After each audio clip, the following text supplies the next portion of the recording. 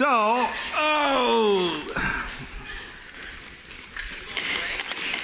to be prepared here. All right. We're going to go ahead and dismiss the children. But today, and for the next few weeks, it is going to be kindergarten through grade 6 because we're preparing for a Christmas program. So if you are kindergarten through 6th grade, head to the back. All right.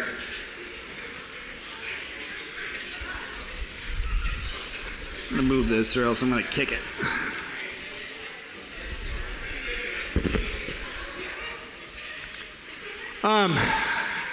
How many of you gentlemen in the room, how many of you are signed up to go to the men's retreat next weekend? That's next weekend.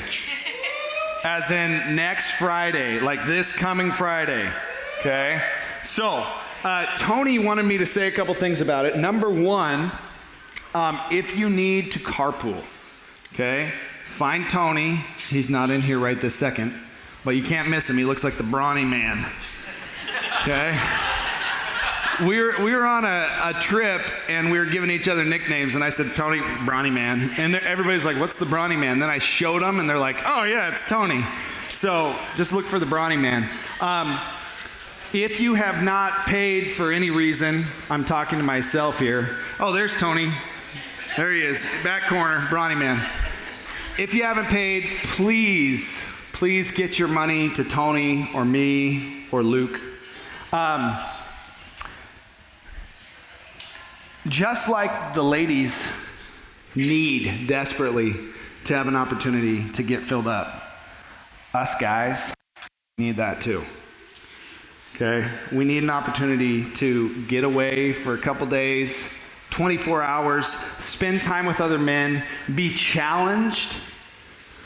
Okay? My goal in this weekend is not to open a bunch of doors that we're not going to close.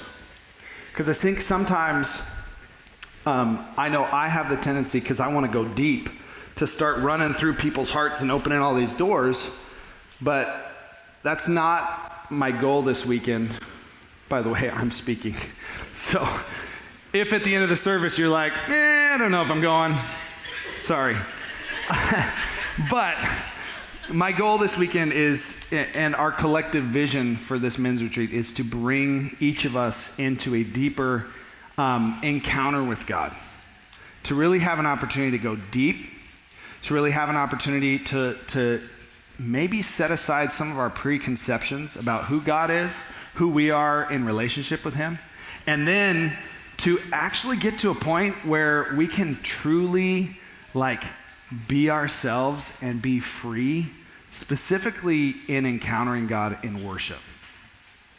So I know for me, it's been a long time. Man, Josh, when you started playing Agnus Dei, okay, I told my wife, Joy, when I was like 13 or 14, Third Day came out with their version of that song, and I had no clue what it meant to walk with Jesus at 13.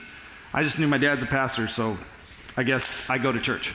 But I remember being in my room and that song coming on, and the power of God hit my heart. And what was happening to me over here when you were playing that song, it was like the way that song hit my heart at the beginning, the first time I ever heard it, it rushed me just now. And I'm down on the floor, I'm crying, and these little guys that were sitting here all, what's going on with him? You okay? I'm not sure. Maybe we should give him a tissue. I don't know. But that's the power of God. And that's what I want all of us to have the opportunity to experience. Okay? So that's a plug for the men's retreat. Now, today, what I want to talk to us about and talk to myself is something, I've titled this message, Victorious Vision.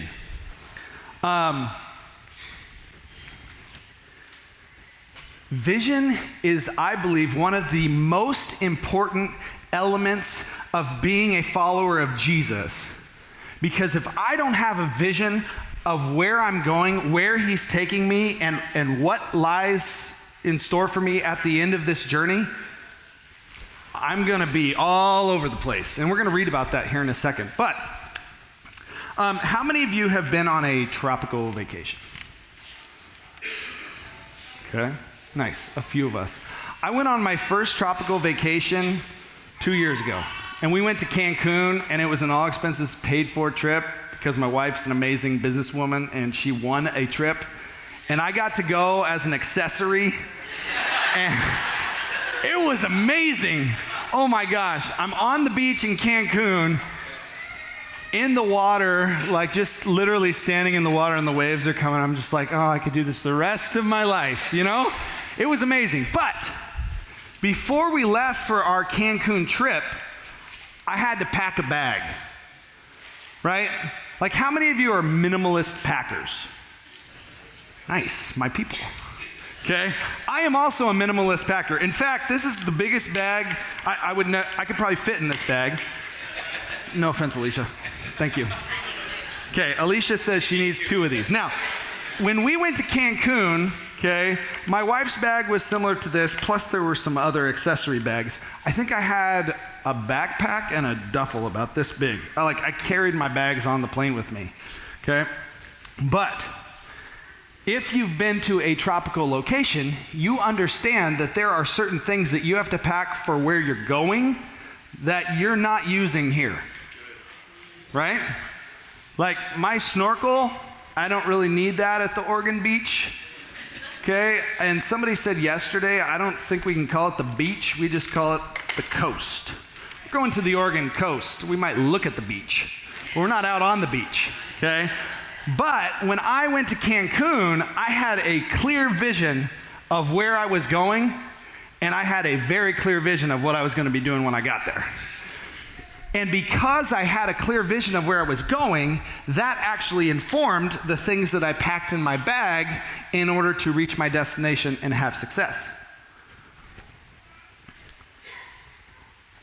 When you are following Jesus, we have the opportunity to have that same experience spiritually that we have in the physical realm when we pack a bag going on a journey.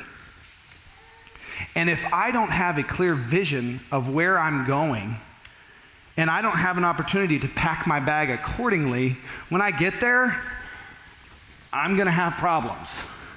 If I got to Cancun and I had packed snowsuits, okay, I would have been finding a nude beach, I guess. I don't know, maybe I shouldn't have said that. That was not in my notes, and my wife, I hope my wife was not filming that. Oh my gosh. Lord, you know my heart. All right, well, anyway, that wasn't in my bag. So, I'm not gonna walk that across the stage any further. But if you don't have a clear vision of where you're going, if you don't know what you are going to do when you get there, it's going to be really hard to pack and prepare for what God has called you to. So I want to pray really quick. Jesus, I ask today that you would give us vision. Lord, that if there is vision that you've planted in us that we aren't walking in, that you would help redirect us. Jesus, I ask if there's vision that you have given us that we have been afraid to step into, that you would break that fear off, that you would give us focus, diligence, excitement for what you have for us. Jesus, I ask that you would go in front of me and behind me and all around me and guide every single word. In your name, amen. So, the first point that I want to make is when our vision is vibrant, my preparation is purposeful. Now, that's kind of old school pastor-ish. I just like the alliterations, vibrant vision and purposeful preparation, but it's true. When my vision is clear and I know what I'm looking at and when I can see it, my preparation is purposeful. What I'm doing here is actually preparing me to get here.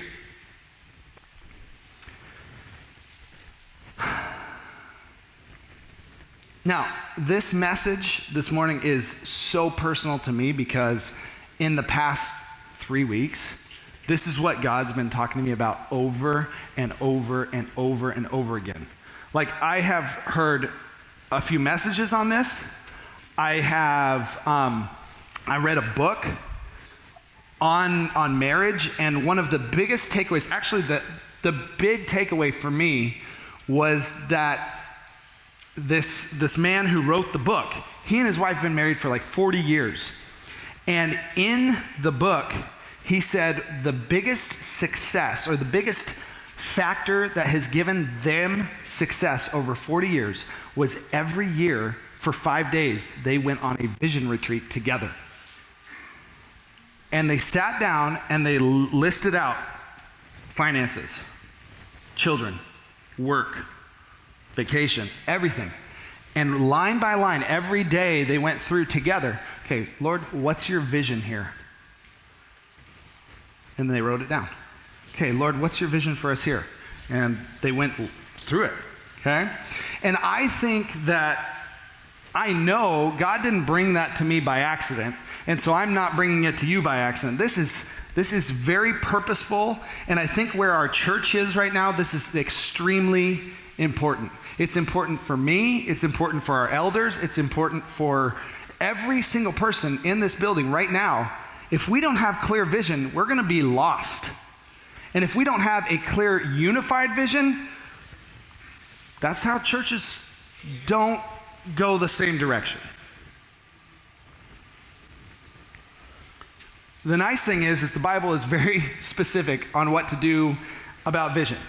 It explains the symptoms of a lack of vision. It gives us wisdom in how to ask for vision, and it tells us tells us what we're supposed to do once we have it. So the first scripture I want to read up here is Proverbs 29:18. Now, I love studying multiple versions because I love how the authors of those versions and the scholars and the translators take the words and craft them in a certain way that you can read 10 versions, get the same idea in different wording, and it gives almost this like more complete picture of the exact meaning of the word. Because if you know Hebrew, one word has multiple tenses and multiple meanings, and when you put it together this way in front of this word. So, I'm going to give us 4 different passages together in succession, and then we're going to go through it. So, Proverbs 29:18, this is the King James Version. It says, "Where there is no vision, the people perish." The people perish. That means die. "But he that keepeth the law, happy is he." Next one. "Where there is no prophetic vision, the people cast off restraint. But blessed is he who keeps the law." That's the English Standard Version. The Passion Translation. "When there is no clear prophetic vision, the people quickly wander astray. But when you follow the revelation of the word, heaven's bliss fills your soul." That's good. And the Message. "If people can't see what God's doing, they stumble all over themselves. But when they attend to what he reveals, they are most blessed." Woo! That sounds nice. I'd rather be blessed than stumbling. So, based on those 4 translations, okay, I'm not a Bible scholar, but I think there are 4 outcomes of a lack of vision that are pretty clearly spelled out in those 4 versions. In the first one, the King James, "Where there is no vision, the people perish." My translation, or how that speaks to me, is, you know what? There's a death of something that God desired to live. What if God planted something in you that you and only you are responsible for partnering with him to bring to the earth? I'm going to read that again. What if God planted something in you that only you are responsible for partnering with him to bring to the earth. Every one of us is fearfully and wonderfully made. We are individuals made in the image of God. And when God created us, when God created man, everything that God did after that, he asked for man's participation in, which is pretty crazy. Like he created man, and then man helped him name all the animals. Adam and Eve had an integral role in what God was doing on the earth. So for us, if I'm not walking in what God called me to do, then I could be missing out, and the people in my life could be missing out on something that God specifically called me to do and wants to do through me in the earth. The second one, the people cast off restraint. That means people don't have knowledge of how to walk in discipline and honor. And I think this is evident in our culture because of the whole idea of instant gratification. If I don't have the vision right now, all right, I'm going hard. I'm going to do what I want to do. Okay? We're losing, I wrote this, I said, we're losing our grit and our ability to show restraint and discipline if the outcome isn't instant or clear. I see this in my classroom all the time. If I'm not clear in my directions, if my students don't know exactly where we're going in this lesson, if they don't know what's happening by the end of the day or the end of the period, they'll just cast off restraint. There's kids, they'll be laying over their chair. They'll be talking to their neighbor, just like it's a free-for-all. I was a substitute. Now, it's not like that in my classroom, okay? But I was a substitute teacher for 4 years, and I saw that a lot. If we don't have a clear vision, we cast off restraint. Anything goes. The third one, the people quickly wander astray. So no knowledge of what having a destiny and a future is going to look like.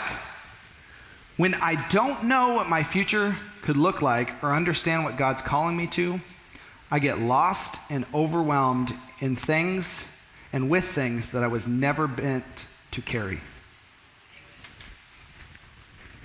I know for me, this has happened multiple times in my life. Okay, if I don't know what God's doing, I'm picking up things that I actually wasn't meant to carry. Okay, I'm sure I'm not the only person that's had that experience.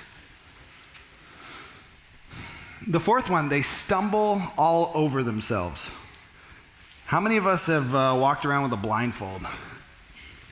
My dad, so I actually tried this when I was younger. I don't even remember, maybe in high school. My dad said he was in a class in college, I think, that was like, it was a case, they did a case study on how to, basically how to help people, how to help the campus that he was on kind of adjust the way they serve their disabled population.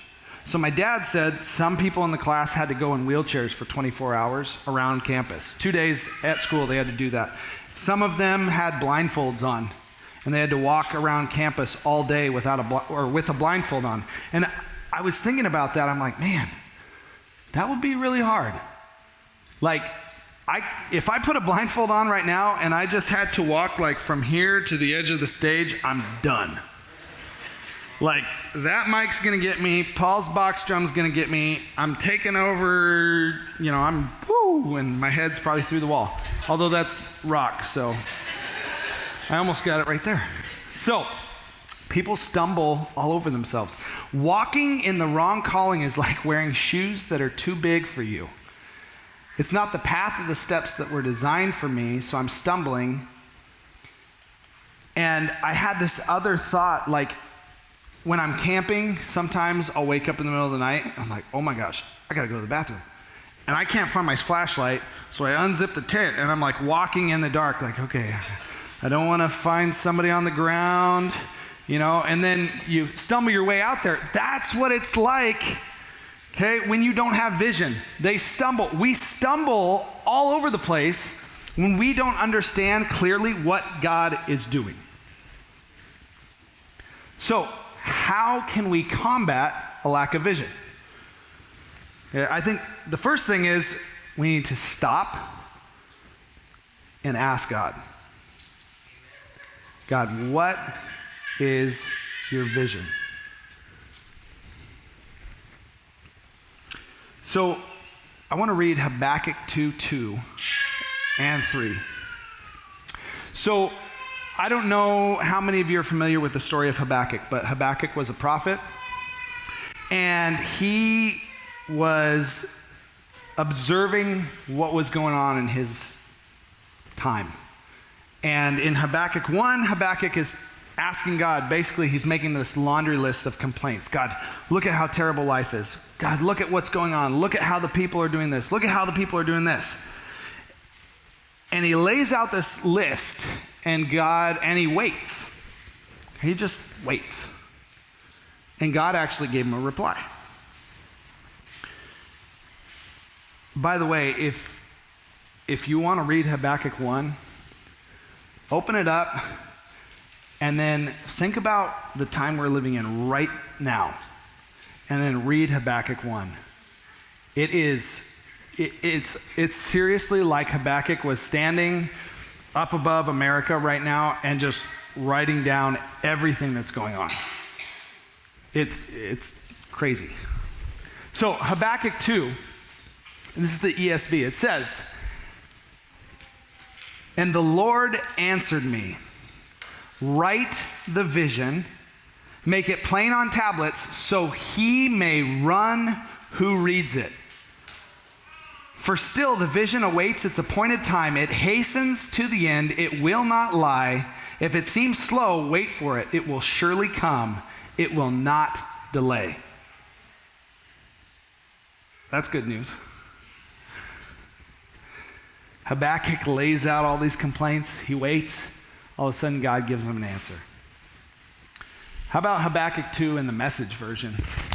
I really like this one. It says, "Then God answered, write this, write what you see. Write it out in big block letters so that it can be read on the run. This vision message is a witness pointing to what's coming. It aches for the coming. It can hardly wait. It doesn't lie. If it seems slow in coming, wait. It's on its way. It'll come right on time." That's a promise. And it is just as true for us as it was true for Habakkuk. Because he had questions for God. God, what are you doing? Where are you? And God says, all right, I got it for you, but you got to write it down. So, when we ask God to speak to us, when we ask God for vision, our responsibility, when he gives it to us, is to write it down. Write it down. How many of you are writers? Like you like to write, to process your feelings? Me too. I'm a big journaler. In the last 10 years, I've got a lot of journals and a lot of notebooks like filled with my processing stuff, conversations I've had with God. It's actually, for me, it's the thing that brings me the most clarity when I'm asking God questions is actually I literally will sit and write the question and I'll just wait, and sometimes I wait a few days and then he'll give me the answer. But I think there's power in writing things down. Obviously there is if God told Habakkuk to do it. I heard this quote that I think it's really powerful. And it says, "Vision gives imagination a chance to exist on the earth." That's by a guy named Mike Todd. Vision gives imagination a chance to exist on the earth.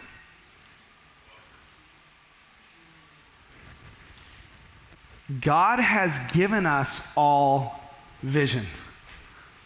He's planted it in us, in our minds, in our hearts, in our spirit.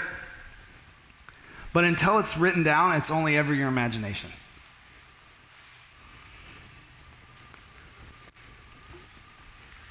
Writing down your vision actually begins a journey of accountability. I have lots of ideas up here. My wife can attest, okay?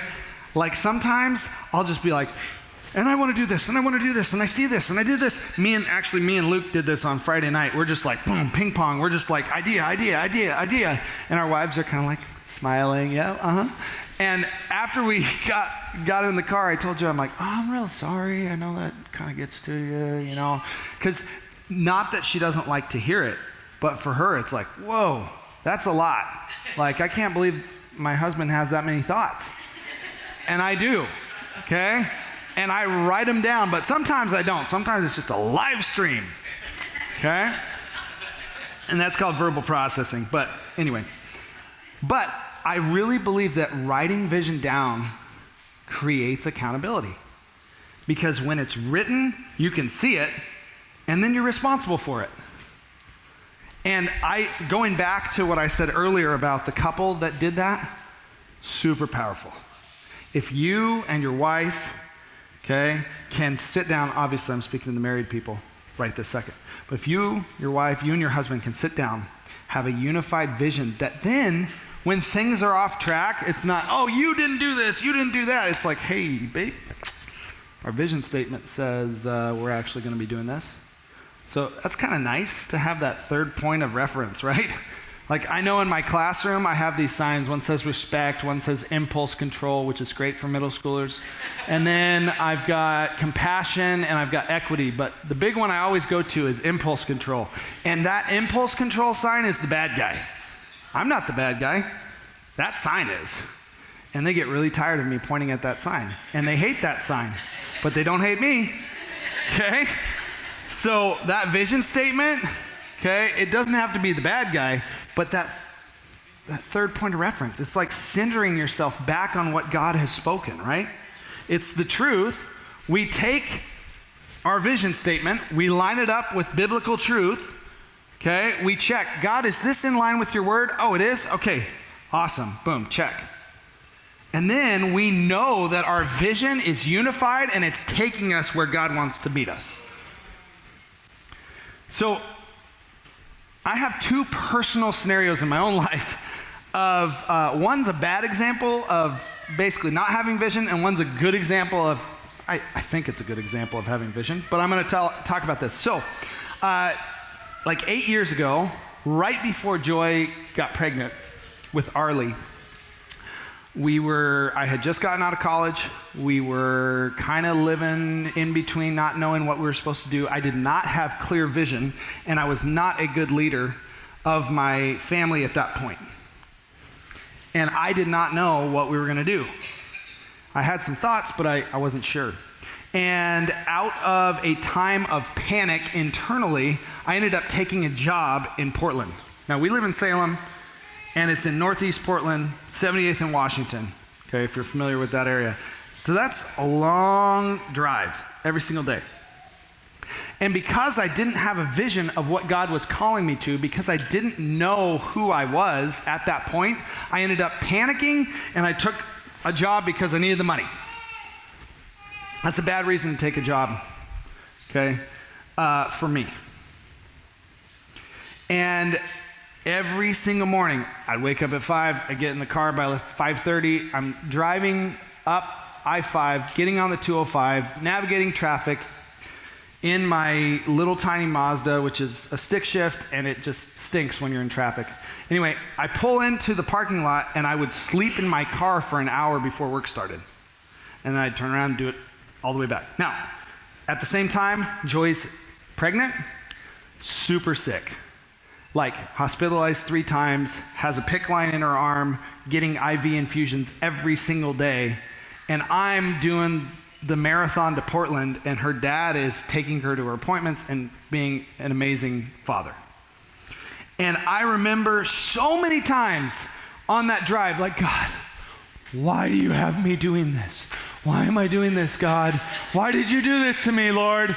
I can't believe it. You promised me this would be different. Like God had given us a lot of promises about Joy wasn't going to be sick. The pregnancy was going to be different. And it was like I had this great confidence in what I thought God was going to do. And then It did not happen the way that I thought. Now, I'm angry with God. I remember driving down I-5 screaming at the top of my lungs. I'm sure the people I was passing were like, oh my goodness, I don't know what's wrong with that guy. We're just, like losing it. And I'm like, God, where are you? And I couldn't hear. I would sit and ask him, and he's just, I couldn't hear. And one day, I come off the Kubler exit heading to Portland first thing in the morning, and I've driven this road, I don't know, at this point, 100 times, at least. And there's a Pape machinery, like sales lot on the left, and then like Better Built Barns is on the right. And I'm coming around the bend, and I'm driving, and I think I was listening to worship or something, and I look up to my left, and literally on a billboard in big block letters, quit your job, go back to school, become a teacher. George Fox University.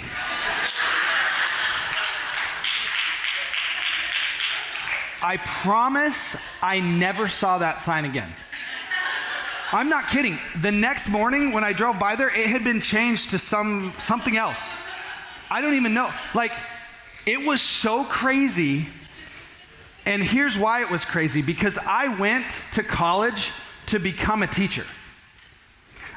I went to college to become a teacher. I actually knew when I was a senior in high school, my senior project, I talked about being a 6th grade social studies teacher.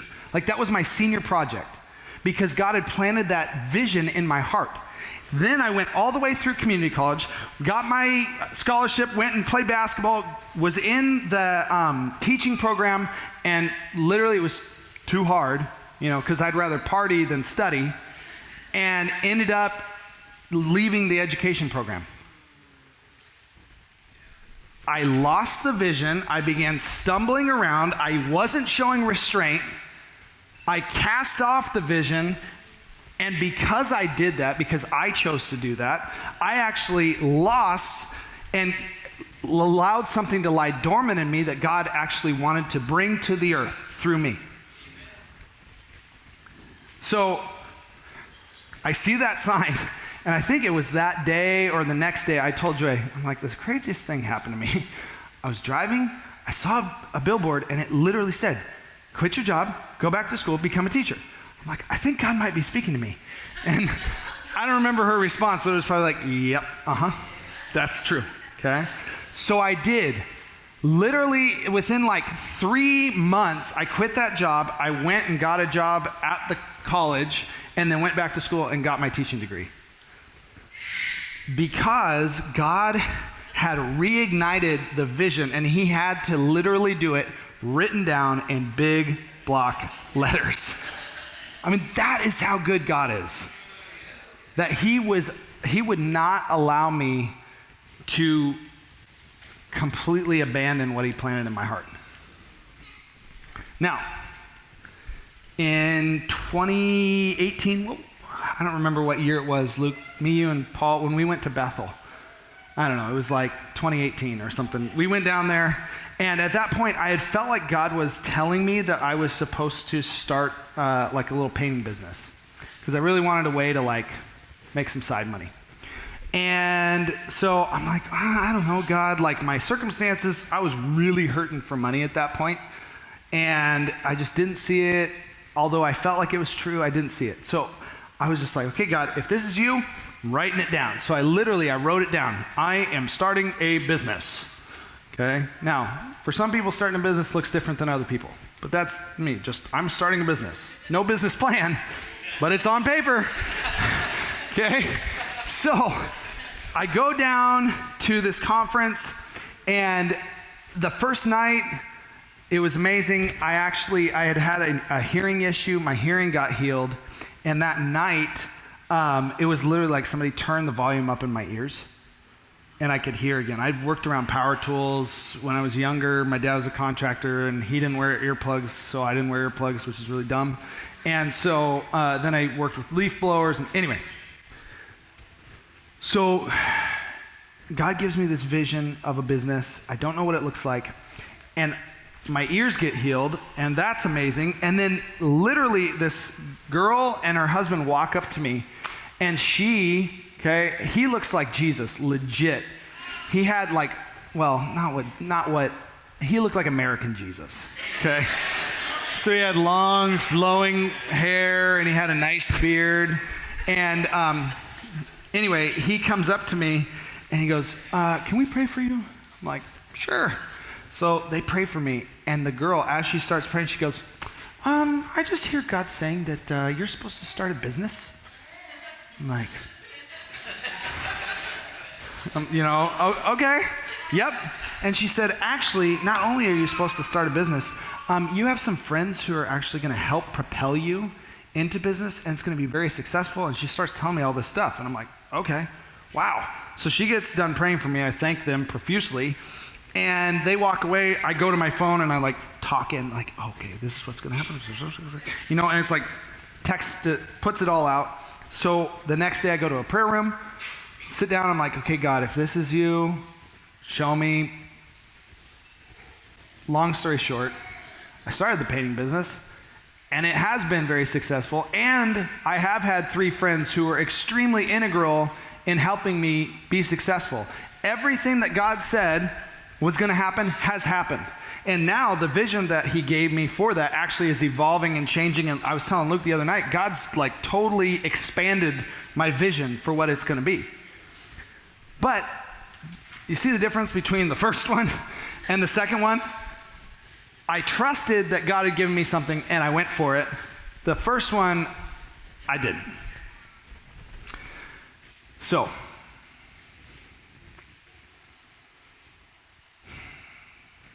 Jesus, is our standard when it comes to living with vision. My personal stories, not the standard, Jesus is the standard. So I want to put up Hebrews 12:2 and 3. And it says, we look away from the natural realm and we focus our attention and expectation onto Jesus, who birthed faith within us and who leads us forward into faith's perfection. His example is this: because his heart was focused on the joy of knowing that you would be his, he endured the agony of the cross and conquered its humiliation, and now sits exalted at the right hand of the throne of God. So consider carefully how Jesus faced such intense opposition from sinners who oppress their own souls, so that you won't become worn down and cave in under life's pressures. Because his heart was focused, because he had a clear vision of you becoming his redeemed son or daughter, he went through everything he went through. He endured the cross because his vision was so clear, and he was so sure that what God had told him to do was going to be worth it.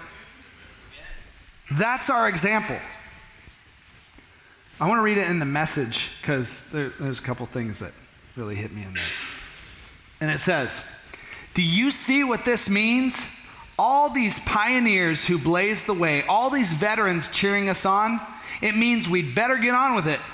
Strip down, start running, and never quit. No extra spiritual fat, no parasitic sins. Keep your eyes on Jesus, who both began and finished this race we're in. Study how he did it, because he never lost sight of where he was headed.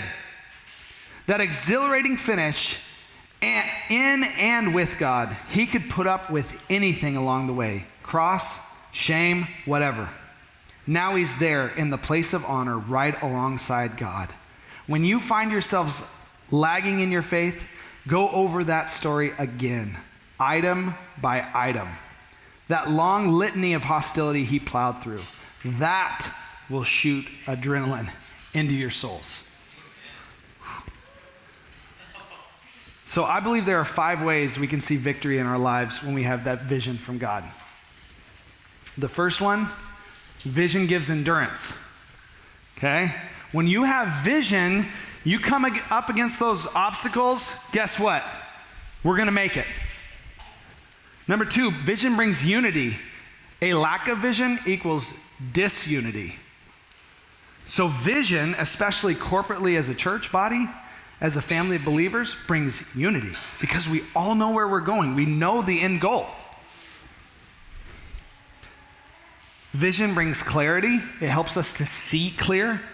It helps us to walk hand in hand with those that we're supposed to be with, and it shows us who we're not supposed to be with. It eliminates apathy because if you have a vision and you know what God's calling you to, you're not just going to be sitting on the sidelines like, okay, well, have fun, everybody. No, when you have vision, it gives you energy, okay?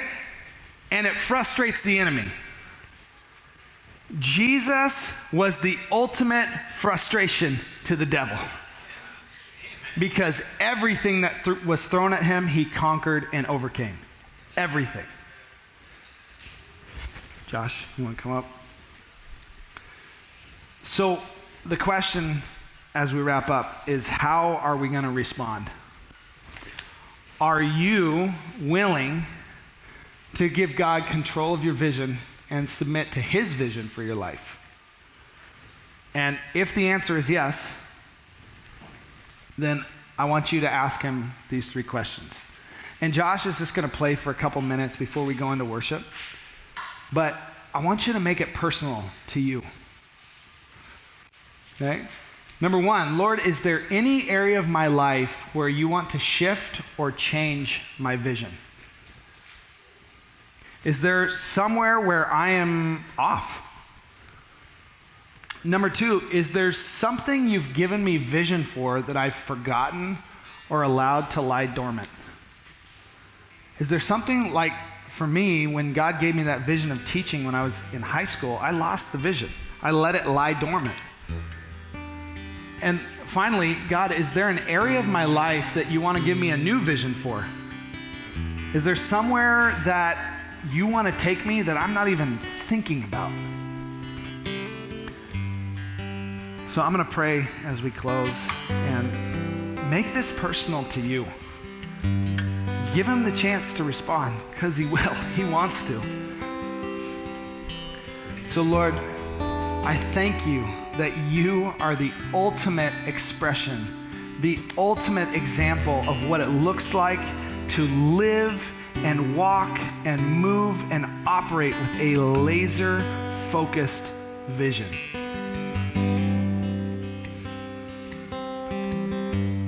God, I ask that you would speak to us. If there's questions that we've had, if we've been asking for vision and we haven't gotten the answers, Lord, please speak.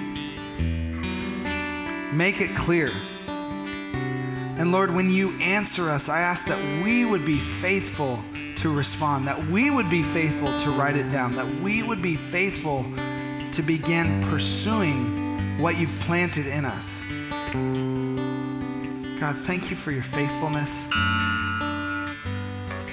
Thank you that you are so good. Thank you that you've brought us to a place that we can set aside the distractions and that we can focus on you and worship you. We love you, Lord.